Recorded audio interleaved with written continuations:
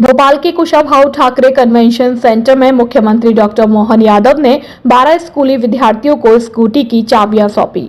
इसके बाद सरकारी स्कूलों के 7,800 प्रतिभाशाली छात्रों को मुफ्त स्कूटी के लिए प्रतीकात्मक रूप में प्रमाण पत्र दिया गया। प्रधानमंत्री डॉक्टर मोहन यादव ने कहा कि मेरिट से काम नहीं बनेगा, नैतिकता भी चाहिए।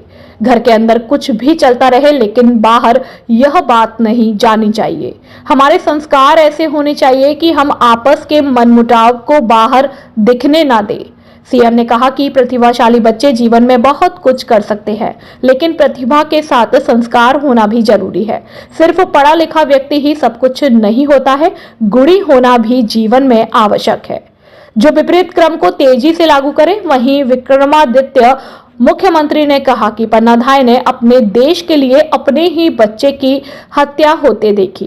कंस के अत्याचार पर उसने मारने के बाद भगवान कृष्ण ने सत्ता पर फिर महाराज को बैठाकर गणतंत्र की स्थापना की। शहंशाह विक्रमादित्य असंभव को संभव करने वालों में से थे। सुक्रम आसन क्रम तो कोई भी कर सकता है, लेकिन विक्रम विपरीत क्रम तो सिर्फ विक्रमादित्य ही कर सकते हैं। कार्यक्रम में स्कूल शिक्षा मंत्री उदय प्रताप सिंह ने कहा कि आज मिलने वाली स्कूटी बच्चों को अपने शैक्षणिक जीवन की उपलब्धियों को और बेहतर स्वरूप देने का काम करेगी। संसाधनों और समय के अभाव की कमी के चलते अब परेशानी से राहत मिलेगी।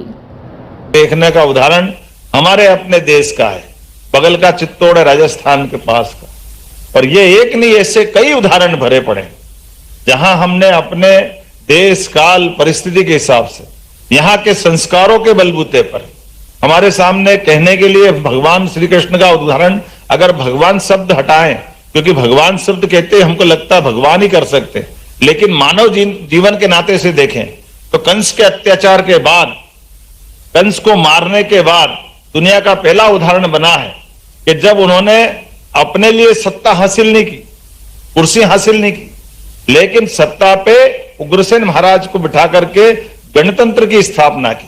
2000 साल पहले